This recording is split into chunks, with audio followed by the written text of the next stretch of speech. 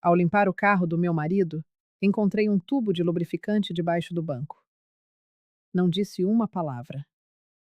Apenas o troquei, em silêncio, por uma bisnaga de cola industrial. O que se seguiu fez com que os vizinhos chamassem uma ambulância. Se alguma vez desconfiou de alguém que ama, fique até o fim desta história.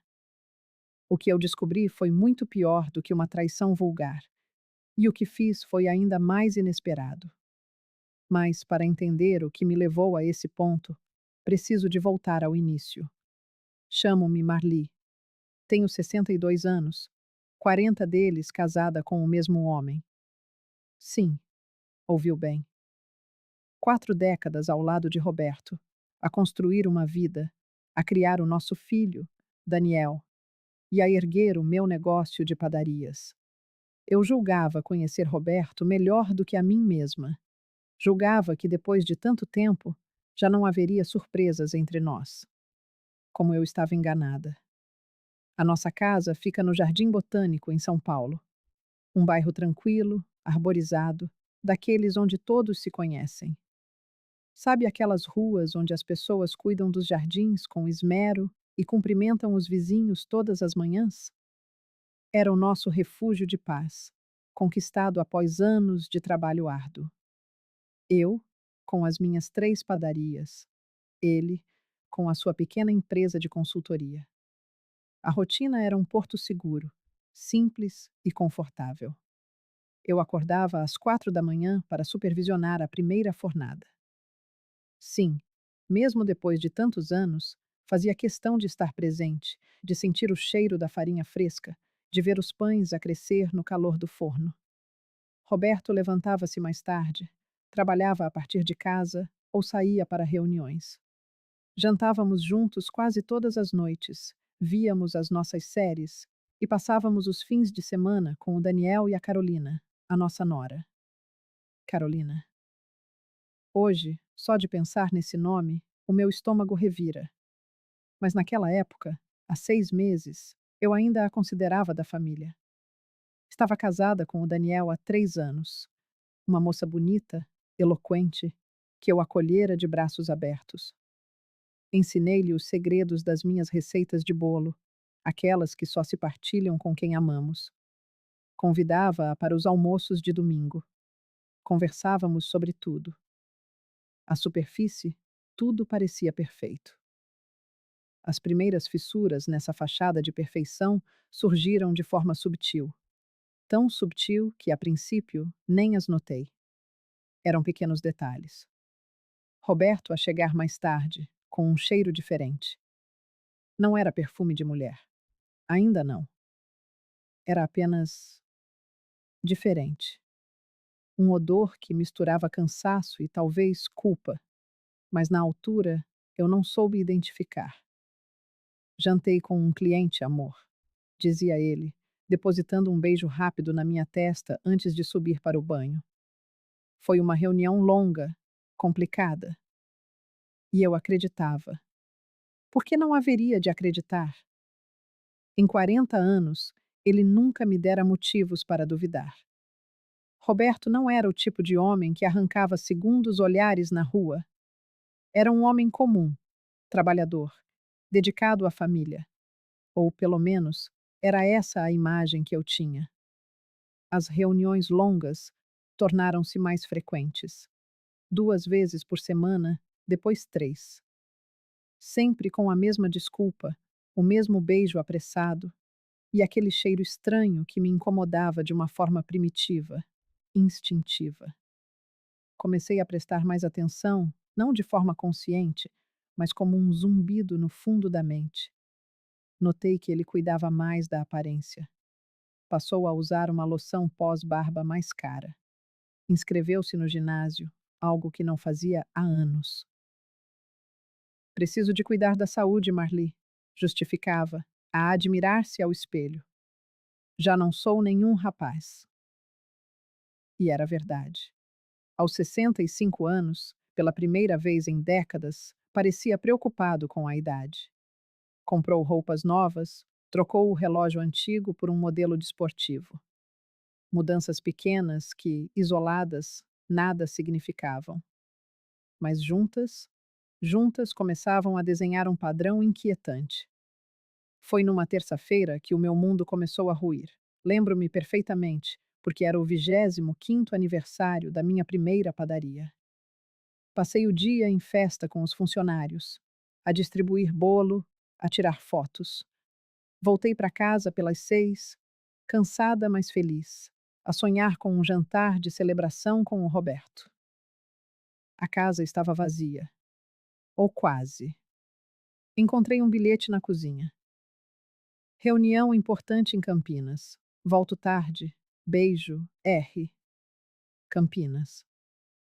Ele nunca mencionara clientes em Campinas.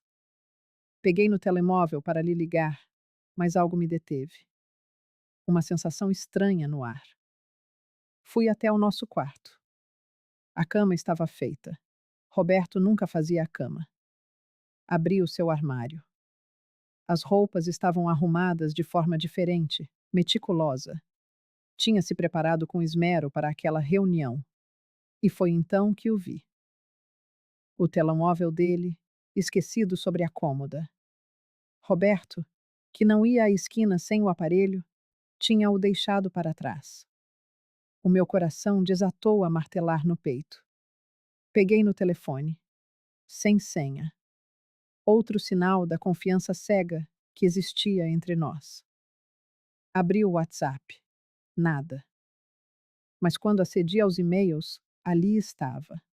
Uma mensagem de 3 dias antes, de um remetente desconhecido, com um assunto que me gelou o sangue. Saudades, pai? Pai? Abri o e-mail com as mãos a tremer. O texto era curto. Saudades das nossas tardes especiais. Quando nos vemos de novo. Pai? Roberto só tinha o Daniel. Quem seria? Tentei encontrar explicações lógicas. Um cliente mais novo, uma piada interna do escritório. Mas no fundo, eu já sabia. Voltei a colocar o telemóvel exatamente no mesmo lugar. Desci para a cozinha com as pernas bambas. Preparei um chá que não consegui beber, sentada a olhar para o vazio. Roberto chegou às 11. Entrou com aquele cheiro novo, mas desta vez eu identifiquei-o. Era um perfume floral, adocicado.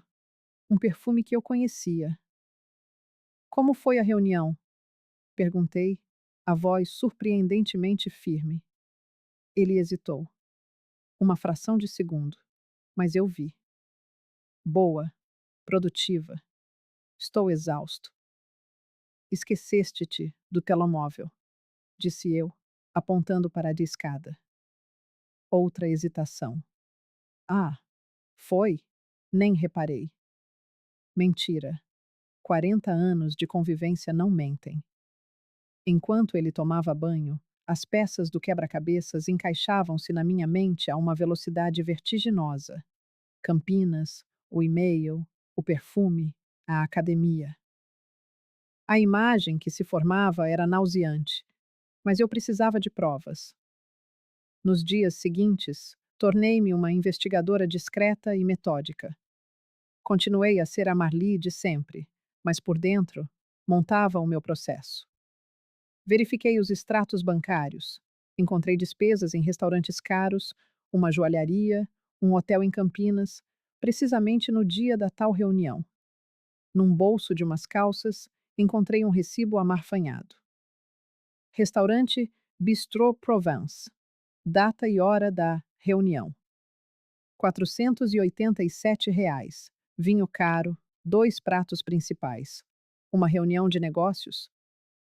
A cada descoberta, a raiva dava lugar a uma determinação fria. Eu precisava de saber tudo. Foi a minha vizinha, Dona Amélia, quem me deu o empurrão que faltava. Viu-me no jardim, perturbada. Confiei-lhe as minhas suspeitas. Ela não pareceu surpreendida, apenas triste. Há umas semanas que o vejo, confessou ela. O carro dele estacionado aqui durante o dia, e vejo sempre uma mulher a sair da vossa casa umas horas depois. Quem? Perguntei, o coração a falhar uma batida. É mais nova, cabelos compridos, castanhos. Ela hesitou, mas eu já não precisava de mais. Precisas de um detetive particular, disse ela, firme. O meu sobrinho conhece um bom. 2 dias depois, encontrei-me com Marcos num café discreto. Um homem de 40 e poucos anos, com um ar de quem sabe ser invisível. Contei-lhe tudo. E se for o que a senhora pensa? Perguntou ele. O que pretende fazer? Olhei para as mãos que amassaram pão durante décadas, que construíram um império do zero. Mãos fortes. Vou proteger o que é meu, respondi, com uma frieza na voz que eu mesma desconhecia. A semana que se seguiu foi a mais longa da minha vida. Eu fingia normalidade, mas por dentro estava a desmoronar. No domingo, o Daniel e a Carolina vieram almoçar. Ela, sorridente, a ajudar-me com a mesa, a elogiar a minha lasanha. Sogra querida, disse, abraçando-me. Estava com saudades. A mesma palavra do e-mail. O meu estômago contraiu-se. Durante a sobremesa, o telemóvel de Roberto tocou. Ele olhou para o ecrã, empalideceu e rejeitou a chamada. Cliente chato, murmurou. Segundos depois, o telemóvel de Carolina vibrou. Uma mensagem. Ela leu, ficou tensa e guardou-o rapidamente. A minha mãe, disse, mas os seus olhos denunciavam-na. Naquele instante, a verdade, ainda sem provas, instalou-se no meu peito como uma lápide. O telefonema de Marcos chegou na quarta-feira à noite. Senhora Marli, disse ele, a voz grave. Tenho o que pediu. E é pior do que imaginávamos. Pior? Como poderia ser pior? Encontramo-nos noutro café. Ele esperava-me com uma pasta parda sobre a mesa. Antes de lhe mostrar isto, quero que respire fundo, avisou. O que vai ver é perturbador. Ele abriu a pasta. A primeira foto atingiu-me como o fio de uma navalha. Roberto e Carolina, de mãos dadas, a entrarem num restaurante italiano nos jardins. A data na imagem, a terça-feira passada. O dia em que ele dissera que estaria em Campinas, novamente. E ela dissera ao Daniel que ia visitar a mãe.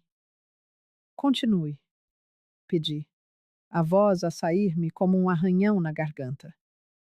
Vieram mais fotos. Ele a sair do restaurante, a rir. Ela encostada ao seu ombro, o corpo dela moldado ao dele. A mão dele na cintura dela. A intimidade entre eles era uma coisa palpável, doentia. Não havia como negar, nem como interpretar de outra forma. Há mais, disse Marcos hesitante. A série seguinte foi ainda pior. Um hotel. O Hotel Unique, na Brigadeiro Luiz Antônio. Os dois a entrarem juntos às 3 da tarde. A câmara capturara até o número do quarto quando o recepcionista lhes entregou a chave, 847. Ficaram lá 3 horas, explicou Marcos. Saíram em separado, com 10 minutos de diferença. Mas ambos vinham arranjados, com o ar de quem. Bem, a senhora compreende. Se eu compreendia? Compreendia perfeitamente. A minha nora, a mulher do meu filho, na cama com o meu marido, à 1:30, enquanto o Daniel trabalhava para salvar vidas, a confiar cegamente neles. Há quanto tempo? Consegui perguntar. Consegui rastrear pelo menos 6 meses de encontros regulares, sempre com a mesma frequência. 2, 3 vezes por semana, em horários que não colidiam com os compromissos de nenhum dos dois. 6 meses. Meio ano de mentiras, meio ano de uma traição dupla, meio ano a destruir a minha família enquanto sorriam na minha cara, comiam à minha mesa, aceitavam o meu carinho. Fechei os olhos, respirei fundo. Não ia chorar. Não ali. Não agora. Há mais alguma coisa? Perguntei. E a minha voz saiu diferente. Mais fria. Mais dura. Marcos hesitou outra vez, desta vez por mais tempo. Senhora Marli, eu não devia ter feito isto. Não estava no contrato, mas quando percebi quem era a mulher, achei que precisava de investigar mais. E descobri algo muito pior do que a traição. Ele puxou outro conjunto de documentos, cópias de e-mails, impressões de conversas. O seu marido e a sua nora estão a planear um golpe contra si. O mundo, à minha volta, parou. O quê? Eles querem ficar com as suas padarias, com todo o negócio. O Roberto está a preparar documentos para transferir a sua parte da sociedade para ele, usando algumas brechas legais e, bem, fraude. A Carolina está a ajudar. Ela trabalha em contabilidade, certo? Trabalhava. Eu tinha a ajudado a conseguir aquele emprego, dera-lhe referências, sentira orgulho em ter uma nora profissional e capaz. O plano é esperar até a senhora transferir tudo para o nome dele, supostamente para um planeamento sucessório, e então ele pede o divórcio. Ficaria sem nada, ou quase nada. Eles ficariam com um negócio que vale milhões. Marcos mostrou-me os e-mails, as conversas entre Roberto e um advogado. Estratégias, prazos, valores estimados. A minha vida, o meu trabalho, o suor de 2 décadas e meia, reduzido a números numa folha de Excel e a mensagens trocadas entre Roberto e Carolina. Mensagens que me fizeram querer vomitar. Quando tiver tudo em meu nome, livro-me dela, escrevera Roberto. Tu separas-te do Daniel. Ficamos juntos e começamos uma vida nova, com muito dinheiro. Mal posso esperar, pai, respondera Carolina. Estou farta de fingir que gosto desta família. O Daniel é um tédio, e a tua mulher é uma controladora. Mas vale a pena aguentar mais um pouco pelo prêmio final. Pai. Ela chamava-lhe pai. E aquilo não era um termo de carinho familiar. Era um jogo de papéis, uma fantasia doentia entre eles. A minha visão escureceu por um instante. Senti as mãos de Marcos a ampararem-me o braço.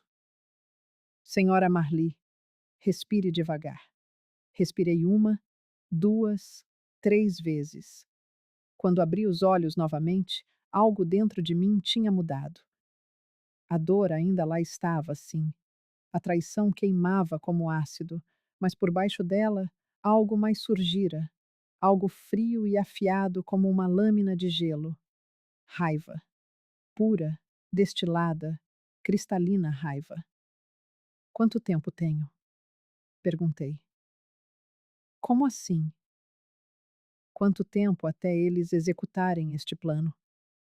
Marcos consultou os documentos.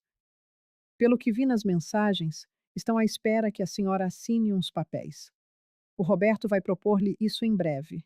Algo sobre proteger o patrimônio, planeamento fiscal. Depois de assinar, é uma questão de semanas até ele fazer a transferência final e pedir o divórcio. Semanas. Eu tinha semanas para agir. Preciso de mais uma coisa. Falei, a minha voz estranhamente calma. Preciso de provas em áudio ou vídeo. Fotos são boas, mas preciso de os ouvir. Preciso de os ouvir a admitir o plano, a confessar tudo. Marcos olhou para mim, pela primeira vez com respeito. Isso vai custar mais e vai ser arriscado. O custo não importa. Faça. Passamos mais uma hora a discutir os detalhes. Marcos instalaria um microfone no carro de Roberto. Conseguiria acesso ao apartamento que eles tinham alugado para os encontros. Sim, tinham um apartamento alugado com nomes falsos, e saber isso foi como engolir vidro moído. E instalaria câmaras escondidas. Isto é ilegal, avisou-me ele. Se descobrirem, pode ter problemas. Eles estão a planear roubar-me e destruir a minha família, respondi. Problemas legais são a minha menor preocupação neste momento. Saí daquele café uma mulher transformada. Já não era a Marli ingênua de 6 meses atrás.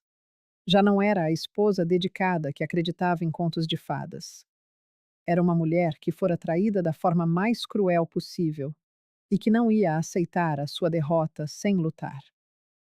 Cheguei a casa às 10 da noite. Roberto estava na sala a ver televisão. Onde estiveste? Perguntou, com um tom de preocupação fingida. Mentira. Não estava preocupado. Provavelmente estava irritado por eu ter atrapalhado algum plano seu. Um problema numa das padarias. Menti, com uma facilidade que me surpreendeu.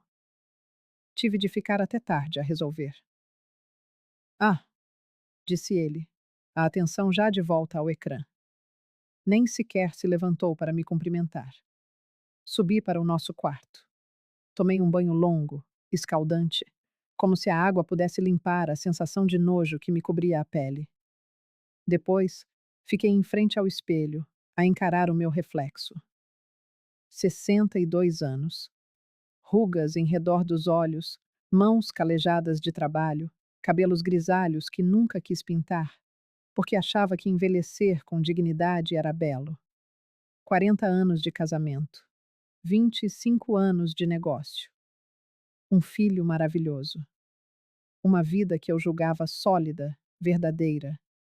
Tudo mentira. Tudo construído sobre areia. Mas eu não ia desmoronar. Não ia deixar que eles me destruíssem. Roberto entrou no quarto minutos depois. Deitou-se ao meu lado, sem me tocar. Boa noite, murmurou. Boa noite, respondi. E enquanto ele dormia ao meu lado, a ressonar levemente, eu fiquei acordada a noite inteira, a planear, a pensar, a calcular. Porque uma coisa era certa: eles iam pagar. Os dois, de uma forma que jamais esqueceriam. No dia seguinte, comecei a minha própria contraofensiva. Fui ter com o meu advogado, não o advogado da família, mas um que conhecia dos tempos da universidade, antes sequer de conhecer o Roberto. O doutor Henrique era especialista em divórcios e proteção patrimonial. Marli? Disse ele, surpreso ao ver-me. Quantos anos? 10? 15. Corrigi. Henrique, preciso da tua ajuda e tem de ser absolutamente confidencial. Contei-lhe tudo. Mostrei-lhe as fotos, os documentos, as provas do plano. O rosto do doutor Henrique foi perdendo a cor. Marli, isto é grave, muito grave. Se eles conseguissem executar isto, tu perderias tudo. Eu sei, é por isso que aqui estou. Preciso de proteger o meu patrimônio. Preciso de garantir que, quando eu agir, eles não tenham como me prejudicar. Passamos horas a discutir estratégias. O doutor Henrique explicou que eu precisava de agir rapidamente, fazer uma separação patrimonial preventiva, garantir que as padarias ficassem legalmente protegidas em meu nome e, acima de tudo, reunir todas as provas possíveis da fraude que Roberto planeava. E há outra coisa, disse ele. Se conseguires provar o adultério e a tentativa de fraude, o divórcio será muito mais favorável para ti. O Roberto não terá direito a nada do que é teu e ainda pode enfrentar um processo criminal. Criminal.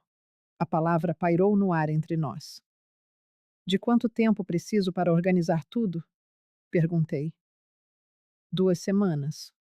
Talvez 3. Preciso de toda a documentação das empresas, extratos bancários, comprovativos de que o patrimônio foi construído por ti. E preciso das provas da traição e do plano de fraude. Terás tudo, prometi.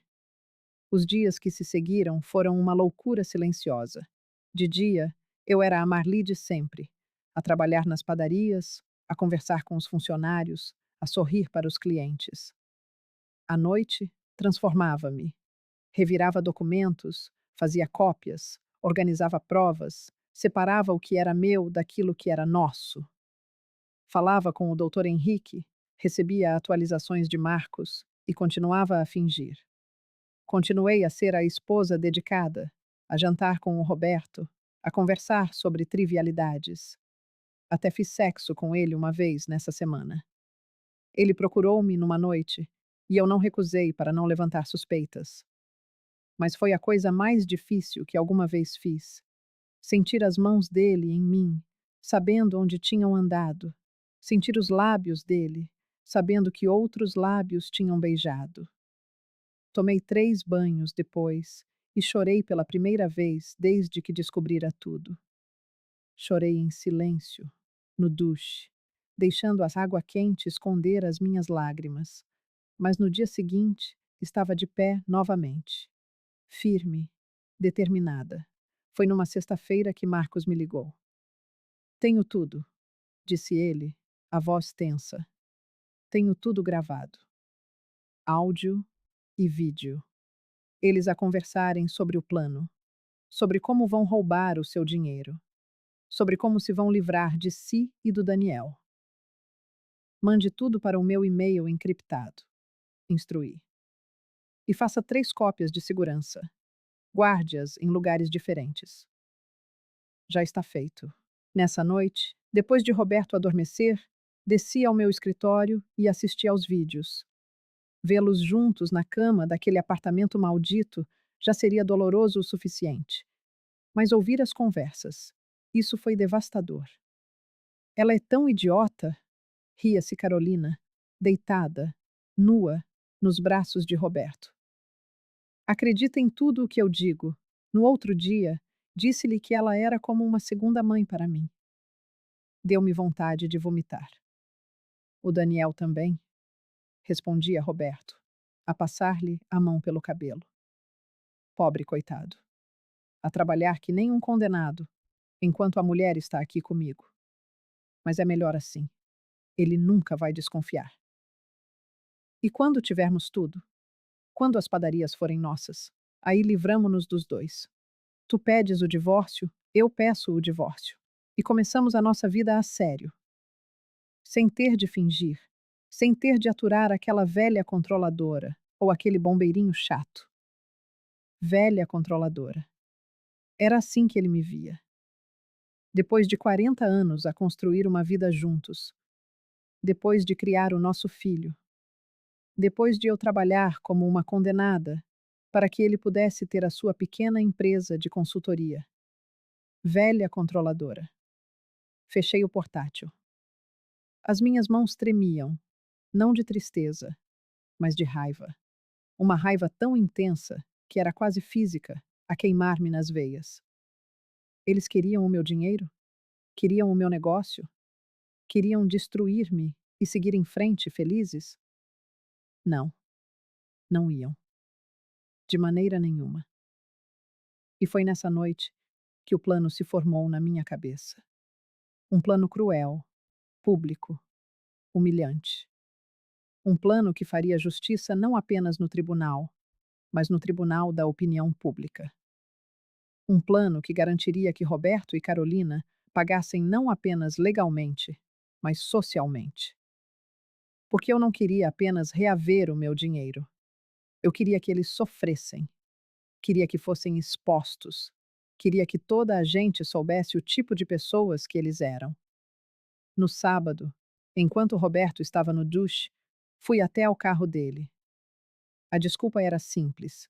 Ia limpá-lo, algo que eu fazia de vez em quando, porque ele era um desleixado. Passei o aspirador, limpei o painel, organizei os papéis e foi então que o encontrei. Debaixo do banco do passageiro, escondido numa fresta, estava um tubo. Pequeno, discreto, lubrificante pessoal. Uma marca cara, sabor a morango. Peguei no tubo com 2 dedos, como se fosse algo venenoso. E talvez fosse. Era a prova física, tangível, da sordidez deles. Usavam aquilo ali, no meu carro, na minha propriedade, talvez até na minha casa, quando eu estava fora. Algo partiu-se dentro de mim naquele momento. Não foi dramático. Não gritei, nem chorei. Foi um estalo silencioso e absoluto, como uma corda que, de tão tensa, simplesmente se parte. Olhei para o tubo por um longo momento. Depois, calmamente, guardei-o no bolso. Naquela noite, durante o jantar, Roberto estava particularmente animado. Marli, começou ele, estava a pensar: tu trabalhas tanto, há tanto tempo que não tiras umas férias a sério. Que tal viajarmos? Só tu e eu, uns dias na praia? A armadilha. Eu sabia que era uma armadilha. Provavelmente queria que eu relaxasse, que ficasse feliz, para que assinasse algum documento casualmente quando voltássemos. Seria ótimo. Menti. Mas tenho de esperar. Estamos a planear abrir uma quarta padaria. Não posso viajar agora. Vi a frustração cruzar-lhe o rosto por uma fração de segundo, mas ele disfarçou. Quarta padaria? Pensei que íamos abrandar a expansão. Mudei de ideias, respondi, a olhá-lo diretamente nos olhos. Descobri que preciso de pensar mais no meu futuro, de garantir a minha segurança financeira, a minha independência. Ele engoliu em seco. Não gostou daquelas palavras. Independência, segurança. Mas somos casados, meu amor. O teu futuro é o nosso futuro. Claro, concordei com um sorriso. O nosso futuro. E enquanto sorria, pensei: tu não fazes a mínima ideia do futuro que te espera, Roberto. Mas antes de agir, precisava de um último elemento. O timing tinha de ser perfeito, e para isso, precisaria da ajuda de alguém em quem confiava completamente. Na segunda-feira seguinte, acordei com uma clareza de propósito que não sentia há semanas. O plano desdobrava-se na minha mente como uma receita complexa, onde cada ingrediente tinha de ser adicionado no momento certo, na quantidade exata. Passei o dia a organizar-me. Primeiro fui ao banco. Falei com o meu gerente, um homem que me atendia há 15 anos. Senhor Paulo, preciso de reorganizar as minhas contas, separar o que é da empresa do que é pessoal. E preciso de uma conta nova, só em meu nome. Ele pareceu surpreendido. Dona Marli, a senhora e o senhor Roberto sempre tiveram contas conjuntas. Eu sei, mas estou a reorganizar os meus negócios. Planeamento sucessório, sabe como é? Uma mentira profissional, aceitável. Ele não questionou mais. Em 2 horas, eu tinha uma nova conta bancária. O primeiro tijolo do meu novo futuro estava assente. O primeiro passo foi transferir, silenciosamente, uma parte significativa das minhas economias. Não tudo, claro. Isso levantaria suspeitas. Apenas o suficiente para me garantir uma rede de segurança, caso as coisas saíssem do controle. Em seguida, procurei o cartório. Com a assessoria do Dr. Henrique, blindei as minhas padarias, transferindo tudo para uma holding em meu nome. Roberto não saberia de nada até que fosse tarde demais. Marli, alertou-me o Dr. Henrique, quando ele descobrir, haverá um confronto. Ele pode acusá-la de má-fé. Que acuse, respondi, com uma frieza que surpreendeu a mim mesma. Tenho provas de que ele tentou me roubar primeiro. Isto é legítima defesa patrimonial. Enquanto eu erguia as minhas muralhas legais e financeiras, Marcos continuava a sua caçada. A cada 2 dias, um novo relatório chegava. Novas fotos, novas gravações. Cada encontro deles era meticulosamente documentado. Uma das gravações, no entanto, foi particularmente reveladora, captada por um microfone que Marcos instalara no apartamento clandestino. Quanto tempo até a gente conseguir tudo? A voz de Carolina era um sussurro impaciente. Estavam na cama. O farfalhar dos lençóis era um ruído obsceno nos meus ouvidos. Uma parte de mim gritava para desligar, para não ouvir mais, mas eu não podia. Eu precisava saber a profundidade do abismo. Poucas semanas, respondeu Roberto, a voz carregada de uma confiança arrogante. Estou a preparar os papéis. Vou vender a história de que é um planeamento fiscal, para protegê-la se algo me acontecer. A idiota vai assinar sem pestanejar. E se ela desconfiar? Não vai. A Marli confia em mim cegamente. Sempre confiou. É uma das coisas que mais odeio nela. Essa confiança estúpida, como se 40 anos de casamento significassem alguma coisa. Tive que pausar a gravação. O ar fugiu dos meus pulmões. Respirei fundo, contei até 10, lutando contra o impulso primal de pegar no carro e cometer uma loucura da qual me arrependeria. Não. Vingança. A quente é para os tolos, a minha seria calculada, fria, meticulosa, a única que realmente vale a pena. Continuei a ouvir. E o Daniel? Perguntou Carolina. Ele não vai ser um problema? O Daniel é só um bombeirinho. Ganha uma miséria. Sem a pensão da mãe, vai ter de se virar. E, sinceramente, depois que eu sumir com o dinheiro dela, ele que fique com a mãe. Os dois podem se consolar na pobreza. E então, eles riram. Os dois riram da imagem do meu filho devastado e desamparado. Foi nesse instante que decidi que a humilhação deles teria de ser proporcional à sua crueldade. Não bastava expor a traição. Tinha de ser algo público, algo que deixasse uma marca. Inesquecível. E foi então que a ideia surgiu, inspirada pelo tubo de lubrificante que eu encontrara no carro, ainda guardado na minha bolsa. Olhando para aquele objeto, uma ideia absurda, cruel e, sem dúvida, perfeitamente adequada, começou a tomar forma. Na quinta-feira, peregrinei por 3 lojas de ferragens em bairros distintos. Em cada uma, comprei um tipo de cola industrial. Não uma cola qualquer, mas aquela super cola instantânea, capaz de unir qualquer superfície em segundos e que leva horas para ser removida. Em casa, com uma precisão quase cirúrgica, esvaziei um tubo de lubrificante idêntico ao deles, que comprei num sex shop, e preenchi-o com a cola. Usei uma seringa sem agulha, medindo cada mililitro. Fechei a embalagem com perfeição, limpando qualquer resíduo.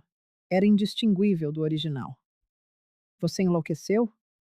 Perguntei ao meu reflexo no espelho. Talvez. Mas era uma loucura com justa causa. Guardei o tubo preparado numa gaveta trancada do meu escritório. A hora ainda não tinha chegado. Naquela semana, Roberto finalmente fez o que eu esperava. Numa noite, após o jantar, ele aproximou-se com uma pasta. Amor, precisamos falar de finanças. Aí vem o golpe, pensei. Ele desenrolou um discurso ensaiado sobre proteção fiscal, sobre garantir que um estivesse seguro caso algo acontecesse ao outro. A sugestão do contador era consolidar tudo num único nome para simplificar. O nome dele, claro. Que tipo de reorganização? Perguntei, fingindo um interesse casual. Basicamente, colocar tudo em meu nome. É mais simples para o planeamento sucessório. Aí estava, o golpe que Marcos previra. Tudo no seu nome? Repeti. As minhas padarias também? Tecnicamente, sim, mas é só no papel, amor. Nada muda na prática. É só para facilitar os impostos. Mentira. Pura mentira. E ele esperava que eu caísse. Preciso pensar, respondi. É uma decisão muito grande. Vi a frustração cruzar-lhe o rosto. Mas Marli, o contador disse que é urgente. Há benefícios fiscais que perdem a validade no fim do mês. Mais mentiras. Ele estava a pressionar, desesperado. Preciso de ler os documentos com calma e consultar o meu próprio advogado. Mantive a voz firme. Você entende, não é? São 40 anos de trabalho. Ele não gostou, mas não podia insistir sem parecer ainda mais suspeito. Naquela noite, digitalizei cada página e enviei ao Dr. Henrique. A resposta na manhã seguinte foi categórica. Marli, isto é fraude pura. Se assinar, perde tudo. Não assine sob nenhuma circunstância. Eu não ia assinar, mas deixei Roberto acreditar que estava a considerar. Enquanto isso, continuei a minha investigação. Roberto e Carolina encontravam-se às terças e quintas, sempre das 3 às 6 da tarde. Eles achavam que tinham o esquema perfeito, mas agora eu conhecia a agenda deles melhor do que eles próprios. Foi Dona Amélia, minha vizinha e confidente, quem me deu a peça final do quebra-cabeças. Estávamos a tomar café na casa dela num sábado de manhã. Contei-lhe o plano todo. A cola, a ideia de os expor de forma pública e humilhante. Em vez de um sermão, ela deu uma gargalhada profunda e genuína. Marli, isso é genial. Cruel, mas genial. E sabe de uma coisa? Eu quero ajudar. Como? Tenho um amigo que trabalha com sistemas de alarme. Ele pode instalar uns sensores de fumo falsos na sua casa. Você ativa com um controlo remoto. Imagine a cena: fumo a sair da casa, vizinhos preocupados, alguém a ligar para os bombeiros. Os bombeiros. O Daniel. A ideia era terrivelmente perfeita.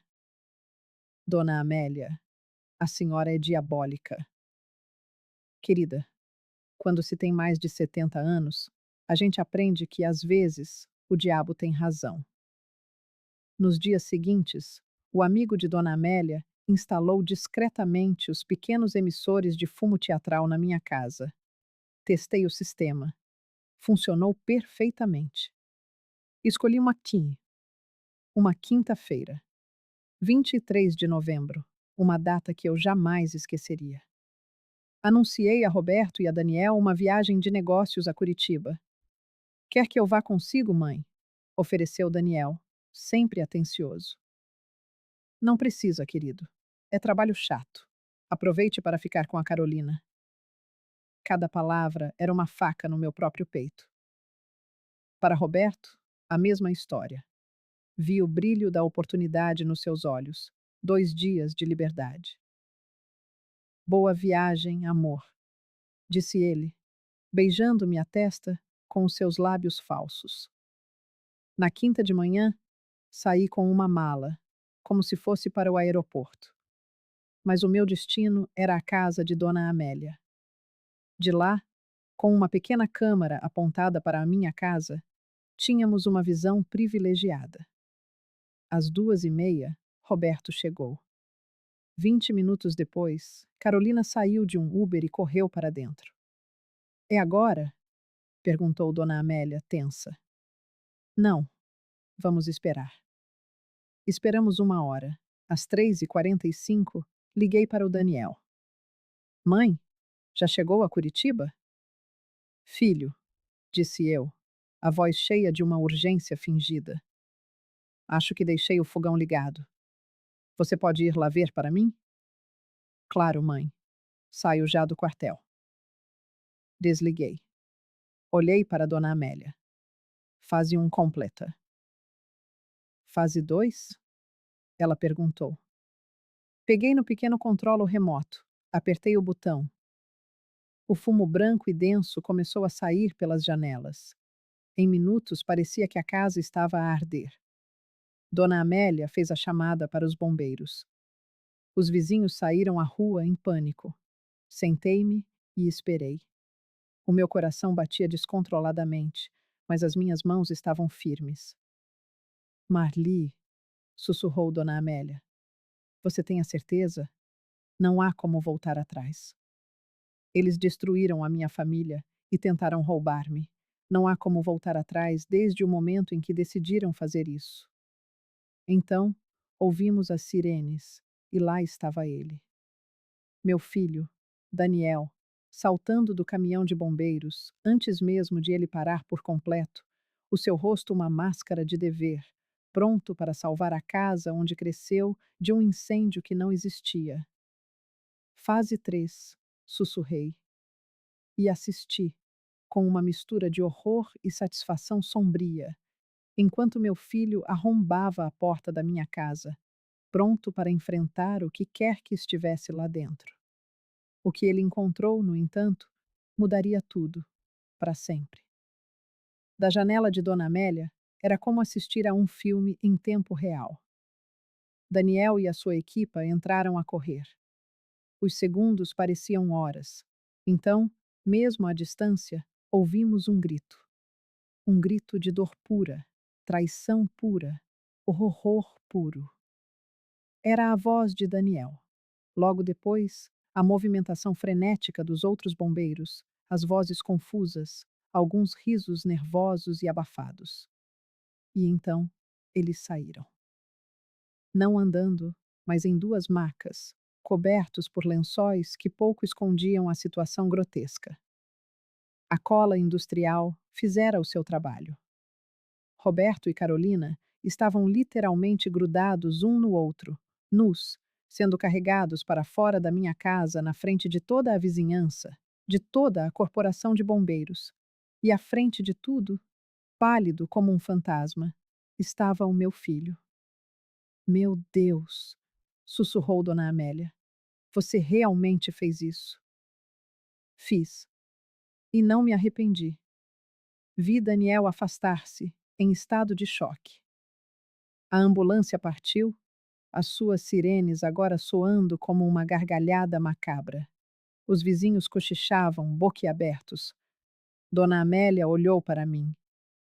E agora? Agora, disse eu, levantando-me. Vou para o hospital. É hora da segunda parte. Peguei no telemóvel e liguei para o Marcos. Você viu o espetáculo? Perguntei. Vi, respondeu ele. Estava do outro lado da rua.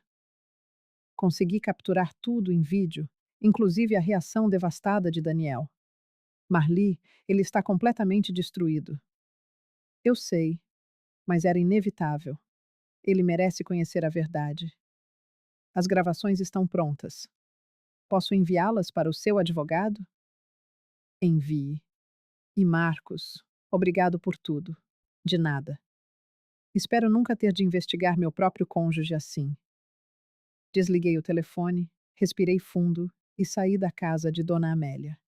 Entrei no meu carro, estacionado 2 ruas abaixo, e dirigi rumo ao Hospital São Luís. No caminho, liguei para Daniel. Ele atendeu no terceiro toque, a voz quebrada, repleta de desespero. Mãe? Filho, o que houve? Acabei de ver que os bombeiros estiveram na nossa rua. Está tudo bem com a casa? Um silêncio pesado se estendeu, seguido de um soluço. Mãe, você precisa voltar agora. Daniel, você está me assustando. O que aconteceu? Outro silêncio. E então, com uma voz que mal reconheci, uma voz de alguém cujo mundo ruíra, ele disse: Encontrei pai e Carolina juntos na sua cama. Fiz uma pausa, deixando o silêncio pairar. Depois, com a voz tremendo no tom exato de choque. O quê? Daniel, você deve estar enganado. Não estou!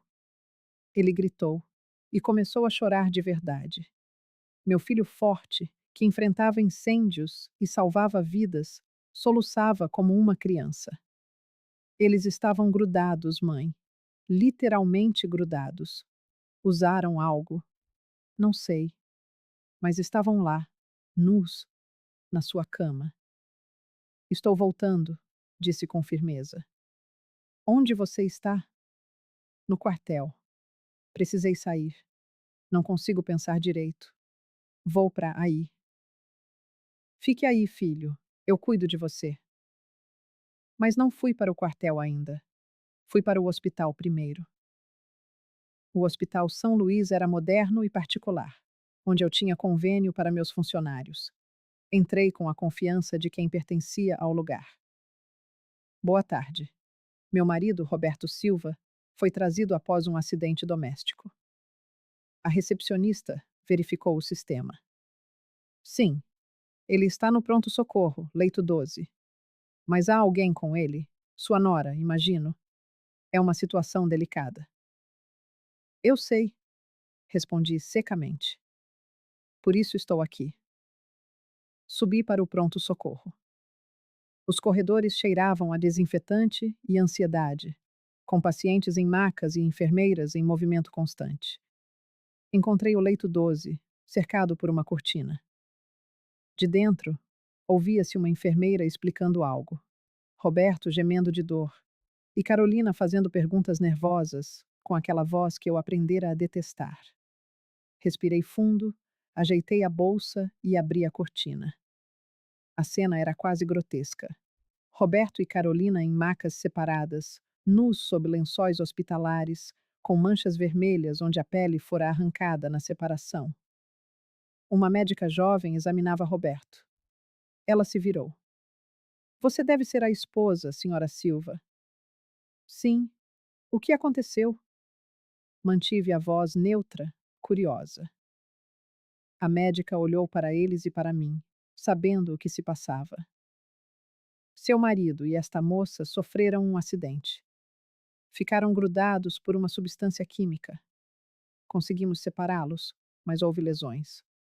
Vão precisar de observação. Grudados? Repeti. Como isso é possível? Roberto me encarou, e nos seus olhos havia medo puro, pois ele compreendeu que eu estava por trás disso.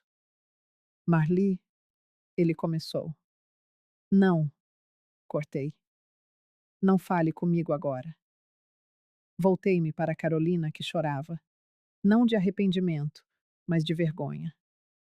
Sogra, eu posso explicar. Explicar o quê? Que você estava com meu marido? Que estavam na minha cama enquanto eu viajava? Que planejavam me roubar? O silêncio tomou o ar. Até a médica parou. Carolina empalideceu. Como você. Sabe, querida, eu sei de tudo. Há semanas. Os encontros, os jantares, os hotéis, os e-mails sobre roubar minhas padarias. Tudo. Vi Roberto tentar se sentar, mas a dor o deteve. Marli, deixa eu explicar. 40 anos, disse, a voz tremendo de raiva controlada. 40 anos de casamento, eu construí nosso patrimônio, criei nosso filho. E você me trai com a esposa dele? Com a mãe dos meus futuros netos? Ainda não temos filhos, murmurou Carolina.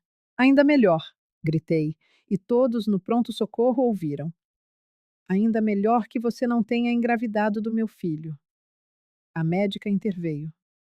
Senhora Silva, talvez devam continuar em particular. Não, respondi. Eles não me deram privacidade, então não terão. Abri a bolsa, peguei o celular e mostrei as fotos que Marcos enviara. Roberto e Carolina juntos, beijando, em hotéis. Vejam quem eles são de verdade. Roberto implorou. Marli, pare. Está fazendo uma cena. Uma cena? Você foi resgatado pelo seu filho, grudado na sua nora, e acha que eu estou fazendo uma cena? Virei-me para Carolina. Daniel descobriu tudo. Como você acha que ele está? Eu amo Daniel. Mentira! Tenho suas mensagens chamando-o de bombeirinho chato e dizendo que mal podia esperar para se livrar dele. Ela ficou branca. Você nos grampeou? Protegi meus interesses contra traidores. Roberto tentou. Marli, amor. Podemos resolver. Foi um erro. Ri friamente. Terapia? Você planejou me roubar. Aqui estão os papéis do divórcio, com todas as provas. Vou processar vocês por fraude. Saí do hospital com a cabeça erguida, deixando-os humilhados. Encontrei Daniel num restaurante discreto. Ele chegou de uniforme, os olhos vermelhos. Abraçou-me forte como na infância. Conta tudo, disse. E contei. Os e-mails, as fotos, o plano deles. Ele ouviu em silêncio, depois explodiu. Você sabia e não me contou. Eu precisava de provas para proteger você. Mostrei-lhe uma gravação. Ele ouviu, o rosto endurecendo. Eles não mereciam você, filho. Vamos superar isso juntos. Ele riu, mas foi um som desprovido de alegria. Eu sei. E há mais. Muito mais. Mas por hoje, acho que já é o suficiente. Daniel passou as mãos pelo rosto, um gesto de exaustão. Quando seus olhos encontraram os meus novamente, algo neles havia mudado. Uma determinação fria e afiada tomara o lugar da dor. O que faremos agora? Legalmente, quero dizer, esclareci, vendo a pergunta se formar em sua mente. O plano já estava traçado. Doutor Henrique tem todos os documentos. As provas da traição garantem que o Roberto não terá direito a 1 centavo do patrimônio. Mais do que isso, temos evidências de tentativa de fraude. Ele poderá enfrentar um processo criminal. E a Carolina? Você vai se divorciar dela, afirmei, com uma simplicidade cortante. Tenho o nome de um advogado excelente. Ele vai garantir que o processo seja rápido e que você não perca nada. Aliás, com o que temos em mãos, é ela quem sairá de mãos a abanar. Ela vai tentar me convencer a voltar, disse Daniel, a voz carregada pelo conhecimento amargo da mulher com quem se casara. Vai chorar, vai implorar, vai jurar que me ama. E você vai se lembrar da gravação. Vai se lembrar do que ela realmente sente por você. Ele assentiu, a mandíbula contraída. Mãe, posso fazer uma pergunta? Claro. A cola não foi longe demais? Ponderei por um instante. Honestamente? Talvez. Mas sabe o que seria ir longe demais? Deixá-los roubar-me. Deixá-los destruir você e saírem impunes. Isso, meu filho, seria ir longe demais. Eles estão com dores físicas, sim. Vão recuperar-se. Mas a vergonha, a humilhação pública, isso não cicatriza tão facilmente. E era exatamente isso que eu queria. Daniel ficou em silêncio. Então, para minha surpresa, um sorriso sombrio curvou-lhe os lábios. Não era um sorriso feliz, mas havia uma nesga de satisfação nele. Sabe de uma coisa? Uma parte de mim quis bater no meu pai hoje. Quando os vi, eu queria socá-lo, até não conseguir mais levantar. Mas você fez algo melhor. Você garantiu que ele vai carregar essa vergonha para sempre. Todos os vizinhos sabem. Os bombeiros sabem. Amanhã, a cidade inteira saberá. Dona Amélia? Sorri cúmplice. É possível que ela tenha tirado algumas fotos da cena. E é possível que as tenha partilhado no grupo de WhatsApp do bairro. Daniel soltou uma gargalhada. Breve, amarga, mas genuína. Vocês duas são terríveis. Somos sobreviventes. Corrigi. E aprendemos a defender-nos. Finalmente, pedimos comida. Nenhum de nós tinha muito apetite. Mas a normalidade do ato, de estarmos ali, juntos, era um bálsamo. Enquanto comíamos, começamos a planear. Segunda-feira, dou entrada no processo de divórcio, expliquei. O doutor Henrique já tem tudo pronto. Com as provas, deve ser rápido. 3, 4 meses, no máximo. E as padarias? Estão protegidas. Transferi tudo para uma holding em meu nome na semana passada. Roberto não pode tocar em nada, e com as provas de fraude, terá sorte se não for preso. Ele vai tentar revidar, alertou Daniel. Contratar advogados, inventar histórias. Deixe-o tentar. Tenho provas mais do que suficientes. E, além disso, hesitei, ponderando se devia revelar tudo. O quê? Tenho mais uma surpresa preparada para segunda-feira. Confia em mim. Ele olhou para mim. Realmente olhou, como se me visse pela primeira vez. Você mudou, desde que descobriu tudo isto. Parece mais dura. Não mais dura, contrapus. Mais forte. Passei 40 anos a ser a esposa gentil, compreensiva, que cedia sempre. E onde isso me levou? A ser traída e quase roubada. Então, sim, eu mudei. E não vou voltar a ser aquela Marli. Gosto desta versão, disse Daniel, com um brilho de admiração nos olhos. Ela é foda. Rimos. Era estranho rir no meio de tanta dor, mas foi bom. Um lembrete de que ainda éramos capazes de encontrar luz, mesmo no fundo do poço. Depois do jantar, fomos para a minha casa. Ou melhor, a nossa casa, agora. Daniel não voltaria para o apartamento que partilhava com Carolina. Vou buscar as minhas coisas amanhã, disse ele, enquanto entrávamos. Quando ela não estiver. Leva a dona Amélia contigo, como testemunha. Não quero que a Carolina invente que destruíste algo ou levaste o que não era teu. Boa ideia.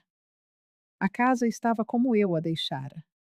O fumo teatral dissipara-se, mas o quarto, o nosso quarto, ainda cheirava a eles. Ao perfume de Carolina, ao suor de Roberto, à traição. Vou trocar os lençóis, anunciei. Na verdade, vou queimar os lençóis e o colchão, e talvez remodelar o quarto inteiro. Posso ajudar? Ofereceu Daniel. Passamos a hora seguinte a arrancar lençóis, a virar o colchão, a abrir todas as janelas. Daniel trouxe incenso da sala. Numa espécie de ritual, tentamos apagar qualquer traço da presença deles. Mãe, começou Daniel, enquanto trabalhávamos. Posso perguntar-te uma coisa pessoal? Sempre. Tu ainda amas o pai? A pergunta apanhou-me de surpresa. Parei, com uma almofada nas mãos, e refleti. Sabes, eu não sei. Amei-o durante 40 anos. Amei-o tanto que construí a minha vida inteira à volta dele.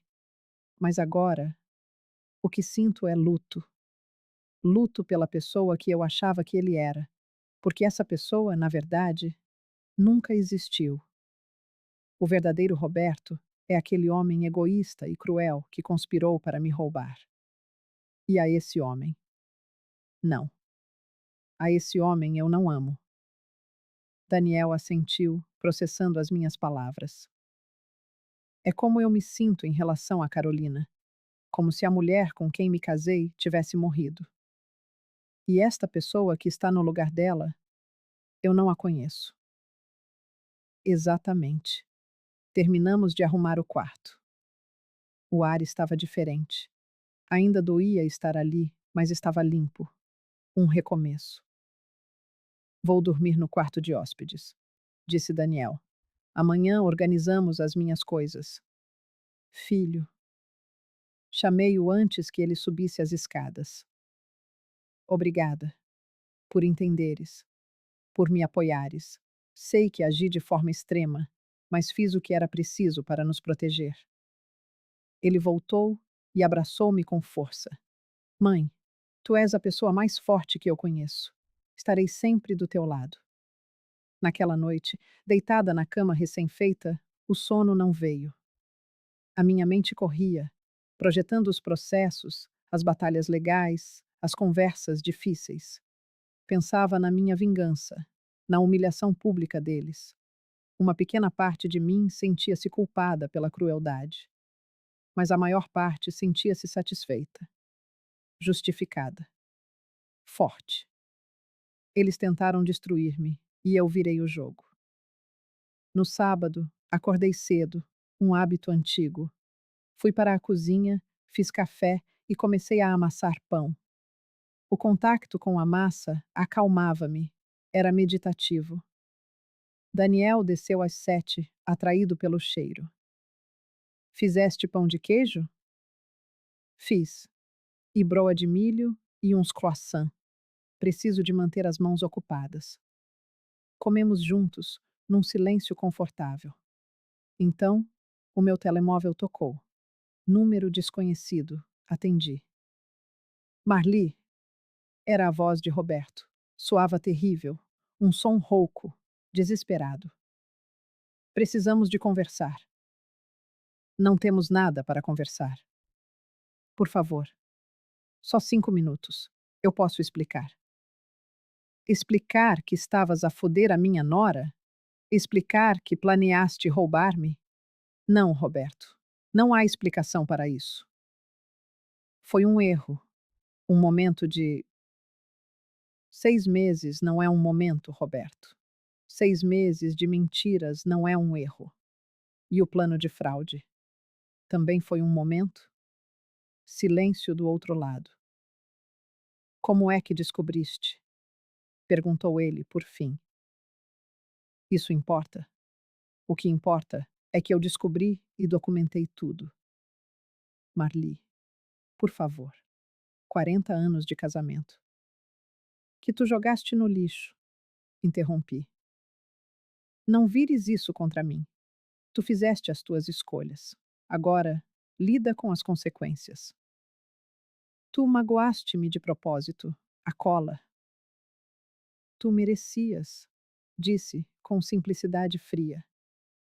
Tu e aquela víbora mereciam, e vão merecer muito mais quando eu terminar. O que é que isso quer dizer? Vais descobrir na segunda-feira. Ah, e Roberto, não me ligues mais. Qualquer comunicação, a partir de agora, será através dos advogados. Desliguei antes que ele pudesse responder. As minhas mãos tremiam, mas de raiva, não de medo. Era ele? Perguntou Daniel. Era, a tentar fazer-me sentir culpada, como se a vilã fosse eu. Tu não és. Nunca te esqueças disso. O fim de semana passou lentamente. Ajudei o Daniel a ir buscar as suas coisas. A Carolina estava lá, claro. Tentou falar com ele, chorou, implorou. Ele ignorou-a por completo, pegando apenas nas suas roupas, documentos e alguns objetos pessoais. Ao sairmos, ela olhou para mim com um ódio quase palpável. Você destruiu a minha vida, cuspiu ela. Não, querida, respondi com uma calma glacial. Tu destruíste a tua própria vida no momento em que decidiste trair o meu filho. Eu apenas fiz questão que todos soubessem quem tu realmente és. No domingo, o doutor Henrique ligou-me, confirmando que estava tudo pronto. Marli, quando dermos entrada nisto, vai ser uma guerra. Está preparada? Estou preparada há semanas. Ótimo. Porque vai ser feio. Mas vamos ganhar. Com estas provas, é impossível perder. Segunda-feira amanheceu clara e bonita. Uma ironia cruel. Vesti o meu melhor fato preto, elegante, poderoso. Prendi o cabelo, maquilhei-me. Não muito, apenas o suficiente para parecer inabalável. Daniel esperava-me na sala. Pareces uma CEO, comentou ele. Eu sou uma CEO, corrigi. Dona de 3 padarias, em breve 4. E hoje vou garantir que continue a ser assim. Fomos juntos ao escritório do Dr. Henrique. Assinei os últimos documentos. O processo de divórcio, a queixa-crime por tentativa de fraude, o pedido de proteção patrimonial. Pronto, disse o Dr. Henrique. Está feito. Dentro de algumas horas, o Roberto será notificado. E a outra questão? Ele sorriu. Já está em andamento.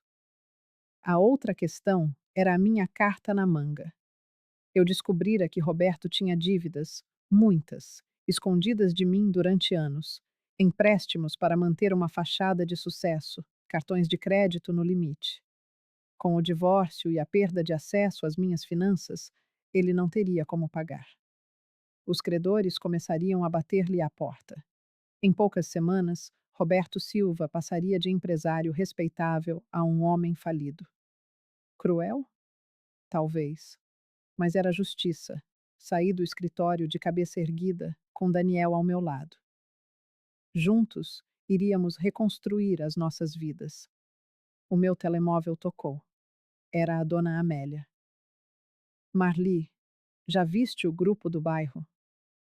A história espalhou-se. Está em todo o lado. Até um site de fofocas local pegou na notícia.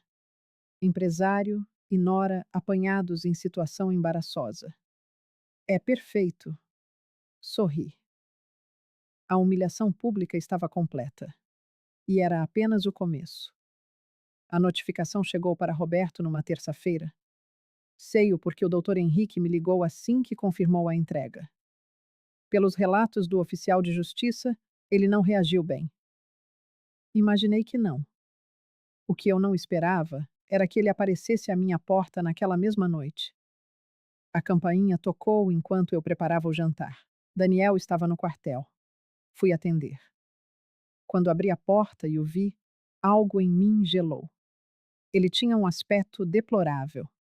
Mais magro, com olheiras profundas, a pele do rosto ainda manchada onde a cola a arrancara. Parecia 10 anos mais velho. Marli, começou ele, a voz quebrada. Por favor. Já disse que qualquer comunicação é através dos advogados. Porra, Marli, gritou ele, perdendo a compostura. 40 anos. E nem sequer me dás uma oportunidade para explicar? Explicar o quê, Roberto? Que andavas a dormir com a minha nora? Tenho vídeos. Que planeaste roubar-me? Tenho gravações. O que é que queres explicar que eu já não saiba? Ele tentou entrar, mas eu bloqueei a passagem com o meu corpo. Tu não és bem-vindo aqui. Esta é a minha casa. Era a nossa casa. Era, corrigi. Agora é minha. Está tudo no processo. Com as provas que tenho, não tens direito a nada. Isso é mentira. Estás a inventar essas provas. Peguei no telemóvel. Carreguei no play de um dos áudios. A voz dele ecoou no silêncio da noite. Quando tiver tudo em meu nome, livro-me dela. Vi a cor desaparecer do seu rosto. Isso. Não podes usar isso. Foi obtido ilegalmente. Foi obtido porque eu tinha motivos para suspeitar de atividade criminosa. O meu advogado garantiu que é admissível. Marli, tentou ele, com a voz suave que usava para me manipular. Amor, eu cometi erros. Mas podemos resolver isto. Fazer terapia. Tu tentaste roubar-me, Roberto. Isso não é um erro. É um crime. Foi ideia da Carolina. Ela manipulou-me. Ri. Um som alto e seco. Claro. Agora a culpa é dela. Tu és a vítima. Coitadinho. É verdade. Ela. Tenho gravações tuas a planear isto meses antes. Achas que sou idiota? Que vou acreditar que aquela rapariga de 30 anos manipulou um homem de 65? Silêncio. Ele sabia que fora apanhado noutra mentira. Por favor, suplicou, desta vez com lágrimas a brilhar-lhe nos olhos. Lágrimas falsas. 40 anos, Marli. Isso tem de valer alguma coisa. Valia, disse eu, a voz fria e controlada. Valia tudo para mim. Cada ano, cada memória. Mas tu destruíste tudo. Cuspiste nesses 40 anos quando meteste o teu pau na nossa nora. Ele estremeceu com a crueza das minhas palavras. E sabes que mais? Tu não estás aqui porque te arrependes. Estás aqui porque estás desesperado. Os teus credores já te estão a ligar, não estão? Sem acesso ao meu dinheiro, estás a afundar. Estás a destruir-me financeiramente de propósito. Estou a proteger-me. Foste tu que te destruíste sozinho. As dívidas eram tuas. As mentiras eram tuas. Agora vai-te embora. O som metálico das tesouras cortando o couro da bolsa foi o único ruído entre nós. Foi um corte seco, definitivo. Roberto ergueu os olhos para mim e neles vi algo que nunca tinha visto em 40 anos. Um ódio puro. sem filtros. Você sempre foi uma vaca controladora. Ele cuspiu, a saliva marcando o canto da boca. Sempre se achando melhor que todo mundo com essas suas padariazinhas de merda. Sempre me fazendo sentir pequeno. Um riso amargo escapou dos meus lábios. Se você se sentia pequeno, Roberto, era porque você era pequeno. Nunca precisou da minha ajuda para isso. Eu te dei os melhores anos da minha vida. E eu te dei os meus, retruquei, a minha voz subindo um tom. Trabalhei como uma condenada enquanto você brincava de empresário com o meu dinheiro. Aguentei seus humores, suas inseguranças, seu ego frágil. E qual foi a minha recompensa? Traição? Roubo? O espetáculo grotesco da nossa ruína começou a atrair uma plateia. Rostos curiosos surgiam nas varandas vizinhas. Eu não me importei. Que vissem. Você vai se arrepender disso, Roberto ameaçou, dando um passo à frente. Vou contratar o melhor advogado. Vou provar que você me caluniou, que forjou todas as evidências. Faça isso, desafiei, fincando os pés no chão. Gaste o dinheiro que você não tem. Contrate quem quiser. As evidências são reais, Roberto. E você vai perder. Vai perder tudo. Foi nesse momento que Carolina apareceu, saindo de um carro estacionado na rua. Tinha vindo com ele, é claro. Correu até a porta, o rosto contorcido numa máscara de falsa preocupação. Marli, por favor. Ela começou, mas erguia a mão, silenciando-a. Você não fala comigo. Nunca mais. Eu amo o Daniel. Eu posso explicar. Ela insistiu, a voz embargada. Eu tenho você gravada dizendo que ele é um bombeirinho chato e que mal pode esperar para se livrar dele. Então não, repliquei, sentindo o gelo tomar conta de mim. Você não ama meu filho. Você nunca amou. A raiva me fez dizer o que não devia. 6 meses, Carolina. 6 meses transando com o meu marido. Não é um momento. Ele me seduziu, eu era vulnerável. Meu Deus! Gritei, perdendo o resto de paciência. Vocês dois não conseguem assumir a responsabilidade por nada. É sempre culpa do outro, sempre uma desculpa. Dona Amélia, nossa vizinha de décadas, apareceu na cerca. Marli, está tudo bem? Está sim, Dona Amélia. Eles já estão de saída. Não estamos, não, Roberto disse, teimoso. Vou entrar na minha casa. Você vai tentar, disse uma voz grave atrás de mim. Daniel. Ele tinha chegado sem que eu percebesse. Ainda de uniforme, parecia uma muralha comparado à figura patética de Roberto. Filho, Roberto começou. Não me chame de filho. Você perdeu esse direito. O olhar de Daniel era gélido. Ele se virou para Carolina. E não quero ouvir nada de você também. Vocês dois são nojentos, traidores. Não quero ver nenhum de vocês nunca mais na minha vida. Carolina desabou a chorar. Daniel, eu te amo. Mentira, ele disse, a palavra caindo como uma pedra. E eu tenho as provas. Eu ouvi as gravações. Ouvi você rindo de mim, me chamando de tédio, dizendo que só estava comigo pelo dinheiro da minha mãe. Ela empalideceu. Eu? Eu estava com raiva. Por 6 meses? Daniel questionou, a voz perigosamente calma. Estava com raiva por 6 meses, enquanto dormia comigo toda noite e transava com o meu pai toda tarde. Silêncio absoluto. Até os vizinhos, que claramente escutavam tudo, prenderam a respiração. Vocês dois, Daniel continuou, a voz tremendo de emoção controlada, destruíram nossa família. Por quê? Por dinheiro? Por tesão? Valeu a pena? Roberto tentou se aproximar, mas Daniel recuou, como se tivesse levado um choque. Não encosta em mim. Nunca mais. Foi quando a viatura da polícia dobrou a esquina, as luzes girando sem sirene. Eu tinha ligado mais cedo, assim que vi o carro de Roberto se aproximando. Violação de ordem de restrição.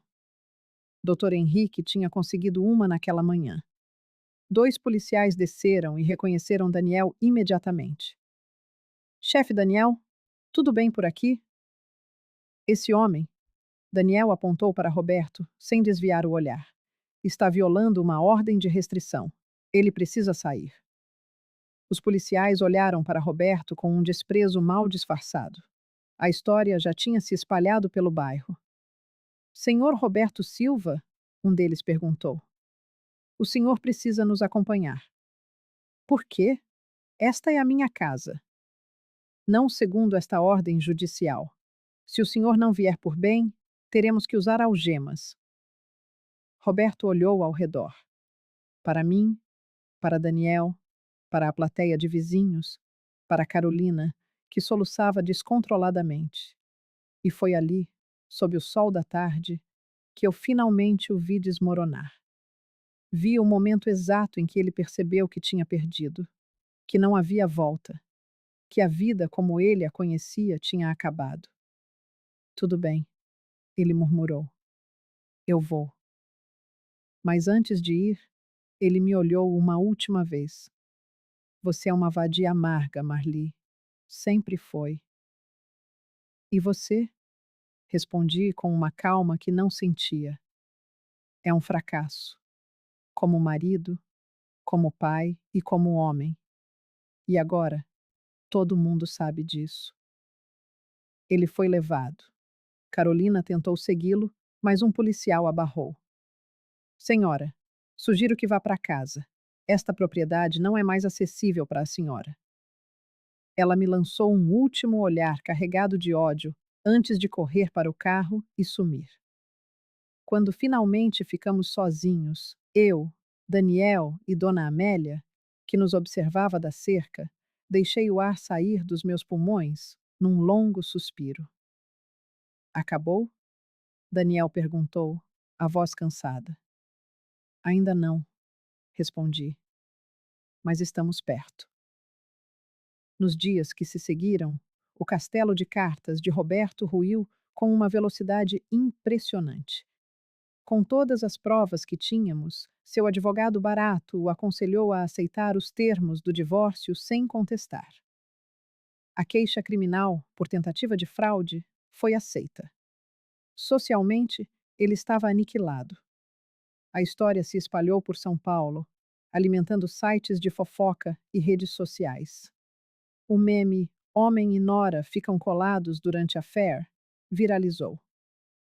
Roberto fechou sua empresa falida. Carolina perdeu o emprego e a reputação. Mas a vingança ainda não estava completa. O golpe final veio 3 semanas depois, na audiência preliminar. O tribunal estava lotado. A imprensa, farejando sangue, marcava presença. Eu estava lá, com Daniel e o Dr. Henrique. Do outro lado da sala, Roberto parecia uma versão encolhida e pálida de si mesmo. O juiz, um homem de semblante severo, não poupou palavras. Senhor Silva, ele disse, após a promotoria apresentar o caso.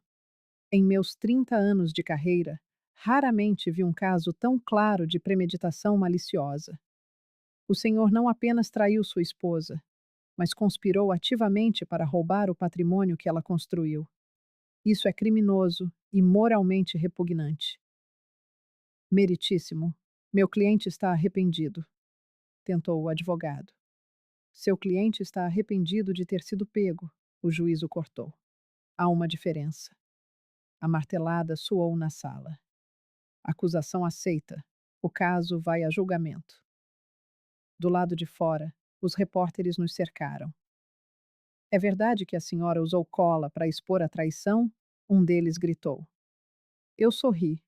Um sorriso que guardava toda a minha dor e toda a minha vitória. Sem comentários sobre métodos específicos. mas posso dizer que protegi meu patrimônio e minha família. E faria tudo de novo. Naquela noite, brindamos com vinho barato na minha cozinha. Aos novos começos, disse Dona Amélia. E enquanto comíamos, pela primeira vez em meses, eu senti paz. 3 meses depois, assinei os últimos papéis do divórcio. 40 anos de casamento, reduzidos a um maço de documentos. Eu não senti tristeza, apenas alívio. Estava oficialmente livre e com tudo o que era meu por direito. Roberto, eu soube, morava num apartamento alugado em Guarulhos, falido. Carolina tinha voltado para a casa dos pais em Minas Gerais. Saí do escritório do advogado e fui direto para a minha padaria principal, meu refúgio. O cheiro de pão fresco me acolheu. Minha gerente, Joana, me trouxe um bolo. Para celebrar, Dona Marli, ela disse, sua liberdade. Daniel apareceu à tarde. Caminhamos pelo bairro, agora palco de uma lenda urbana. Dizem que você é uma heroína feminista, ele contou, rindo. Não sei se sou heroína, respondi, mas fiz o que precisava ser feito. Paramos em frente à minha casa. Eu a estava reformando, pintando as paredes, trocando os móveis, exorcizando as memórias. Cada mudança era um pedaço do passado que eu deixava para trás. Mãe, Daniel me perguntou mais tarde. Você se arrepende de alguma coisa? Pensei por um longo momento. Me arrependo de ter confiado demais, de não ter visto os sinais. Mas do que eu fiz quando descobri, não. Eles planejaram me destruir, Daniel. O que eu fiz foi justiça. Sabe, ele disse, o que eles fizeram não foi sobre você. Foi sobre o caráter deles. Você não causou isso. As lágrimas vieram sem aviso. Obrigada, sussurrei. Eu precisava ouvir isso. Os meses seguintes foram de reconstrução. Abri uma quarta padaria, a maior de todas. Chamei-a de Recomeço. Daniel encontrou um apartamento e, aos poucos, sua própria paz. Ele começou a namorar uma enfermeira, uma moça gentil que era o oposto de Carolina. Eu me redescobri na minha própria companhia. Viajei, tomei decisões sem consultar ninguém. Era independente, não sozinha. Havia uma diferença. O julgamento de Roberto aconteceu em agosto. Fui para testemunhar o fim daquele capítulo. Ele parecia ter envelhecido 20 anos. Foi considerado culpado e sentenciado a 2 anos e meio de prisão. Quando a sentença foi lida, ele chorou um choro quieto, derrotado. Nossos olhos se cruzaram uma última vez. Não consegui decifrar seu olhar e percebi que já não me importava. Daniel me esperava do lado de fora. Acabou? Ele perguntou. Acabou. E agora? Eu sorri sentindo o sol no rosto. Agora a gente vive. A quinta padaria estava prestes a nascer, trazendo com ela 6 novos funcionários, novas receitas e uma energia renovada. Dona Amélia tornara-se a minha melhor amiga. Íamos ao cinema, fazíamos caminhadas e, num fim de semana, viajamos para o litoral. Quem diria? Ela comentou numa tarde, enquanto tomávamos caipirinhas na praia. Que uma tragédia nos tornaria mais fortes. Não foi a tragédia. Corrigi suavemente. Foi a forma como reagimos a ela. Verdade. Você podia ter se tornado uma mulher amarga, eternamente vingativa. Lembrei-me da cola. Sim, eu tinha sido vingativa. E muito. É, eu fui. Mas depois eu segui em frente. Reconstruí. Isso é força. 1 ano após o divórcio, vendi a casa. Eu simplesmente não conseguia mais morar ali. Mesmo com todas as mudanças, os fantasmas das memórias ainda assombravam cada cômodo. Encontrei meu refúgio numa cobertura moderna e minimalista, com uma vista que lavava a alma. Era o meu ponto de partida, o meu marco zero. Daniel ajudou-me com a mudança. Lançamos um último olhar para a casa antiga. São 40 anos de memórias aqui, ele disse, com a voz embargada. Boas e más, mas é hora de deixar ir. Tem medo de recomeçar do zero absoluto? Olhei para o meu novo lar, o meu novo começo. Não, respondi, sentindo uma onda de entusiasmo. Estou pronta.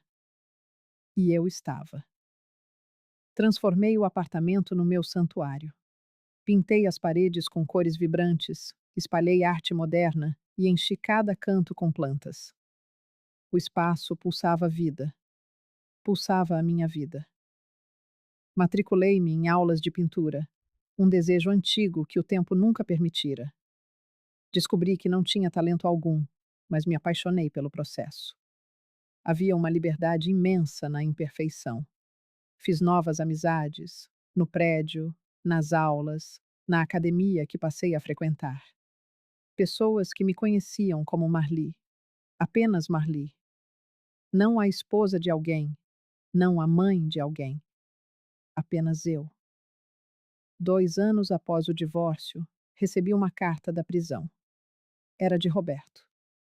A minha primeira reação foi rasgá-la, mas a curiosidade foi mais forte. Marli, sei que não mereço seu tempo ou sua atenção. O que fiz foi imperdoável, mas preciso dizer algumas coisas. Sinto muito, de verdade. Não pelo que perdi. Isso foi uma consequência justa, mas pela dor que causei. Por trair você, por trair nosso filho, por ser o homem fraco e egoísta que fui. A prisão deu-me tempo para pensar, para ver com clareza quem eu era. E não gostei do que vi. Você merecia mais. Sempre mereceu. Você construiu um império com as próprias mãos enquanto eu apenas existia. E em vez de admirar a sua força, senti inveja, senti-me pequeno e tentei diminuí-la para me sentir maior. O caso com a Carolina foi sobre ego, sobre sentir-me jovem, desejado, importante. Nunca foi sobre você não ser suficiente. Foi sobre eu ser fraco. Não espero o seu perdão, não o mereço. Mas precisava que você soubesse. Você sempre foi incrível. O problema sempre fui eu. Roberto. Reli a carta 3 vezes, procurando nas entrelinhas alguma sombra de manipulação, de mentira. Mas as palavras soavam genuínas. Não respondi. Não havia o que dizer. Guardei a carta, não como um perdão, mas como um lembrete do crescimento que pode nascer até mesmo dos piores erros, o dele e o meu. No terceiro ano após o divórcio, Daniel pediu a namorada em casamento. Mãe, ele ligou, a voz transbordando de alegria. Ela disse sim. Parabéns, meu filho. Estou tão feliz por vocês. Você aprova? Sei que depois de tudo com a Carolina, Daniel, ela é maravilhosa. E mais importante, você está feliz. É só isso que importa.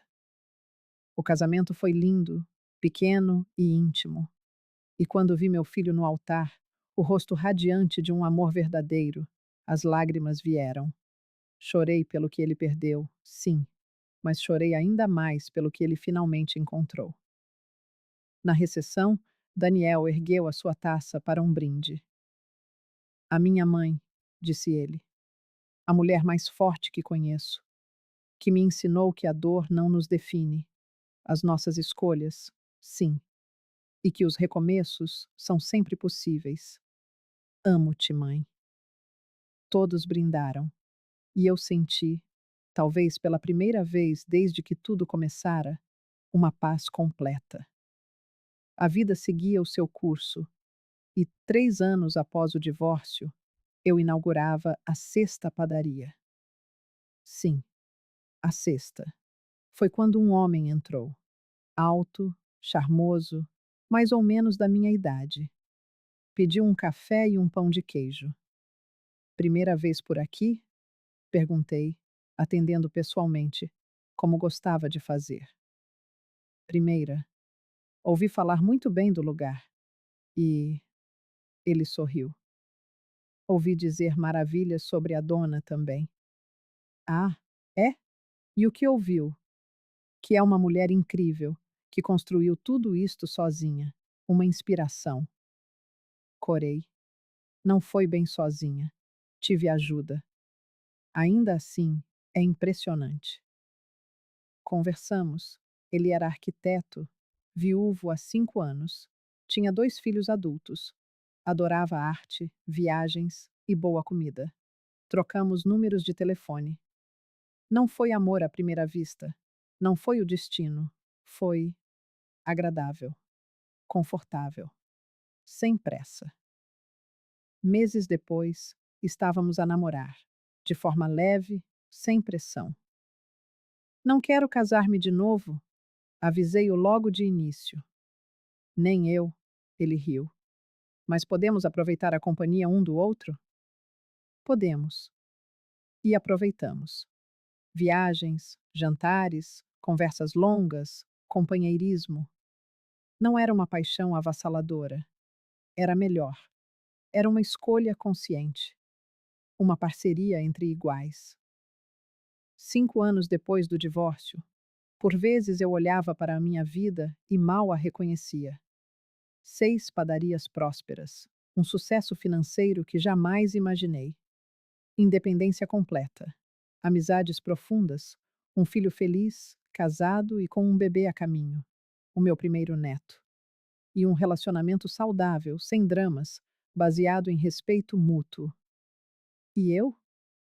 Eu, Marli, com 67 anos, sentia-me mais forte, mais sábia e mais completa do que nunca. Sentada na varanda do meu apartamento, com São Paulo aos meus pés, refleti sobre tudo o que tinha acontecido: a traição, a dor, a vingança, a reconstrução. Tinha valido a pena? A dor? Não. Ninguém merece passar por aquilo. Mas o crescimento, o aprendizado, a força que descobri em mim, isso valeu tudo. Porque eu descobri algo essencial. Eu não precisava de ninguém para ser completa. Não precisava de um marido, de validação externa, de aprovação. Eu era suficiente, sozinha. E essa lição, por mais dolorosa que tenha sido, libertou-me. Soube por Daniel que Roberto saiu da prisão há 6 meses. Aparentemente, mudou-se para o interior. Trabalha numa pequena empresa de contabilidade. Leva uma vida simples e discreta. Não procurou contato. E, honestamente, agradeço por isso. Aquele capítulo está encerrado, não com raiva ou amargura. Apenas encerrado. Carolina também desapareceu. Voltou para Minas Gerais, casou-se de novo. Tem uma filha, uma nova vida. Espero que seja feliz. De verdade. Por que guardar ódio? Não vale a pena. Eu já tive a minha vingança, já fiz a minha justiça. Agora, só quero paz. E eu tenho-a. Tenho paz, felicidade e propósito. Hoje, enquanto escrevo estas palavras, sim, decidi contar a minha história. Talvez transforme-a num livro, quem sabe ajude outras mulheres. Percebo uma coisa. A cola que uniu Roberto e Carolina foi simbólica. Eles já estavam colados um ao outro de qualquer maneira, colados na mentira, na traição, na podridão que criaram. O que eu fiz foi apenas expor, mostrar ao mundo quem eles realmente eram. Foi cruel? Talvez. Mas sabe o que também é cruel? 40 anos de dedicação jogados no lixo. Um filho traído pelo próprio pai. Uma vida quase roubada. Isso sim, é cruel. O que eu fiz foi justiça, à minha maneira, nos meus termos. E não me arrependo. Porque hoje, ao olhar para trás, vejo com clareza: a melhor vingança não foi a humilhação pública. Não foram os processos judiciais. Não foi vê-los perder tudo. A melhor vingança foi viver. Viver bem, viver com força, viver feliz.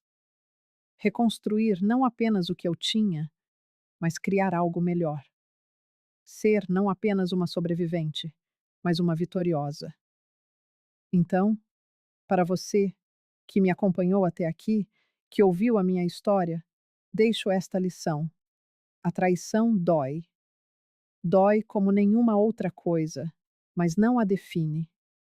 Você escolhe como reagir. Escolhe se vai afundar ou nadar. Se vai ser vítima para sempre ou se vai reerguer-se. Eu escolhi reerguer-me e foi a melhor decisão da minha vida.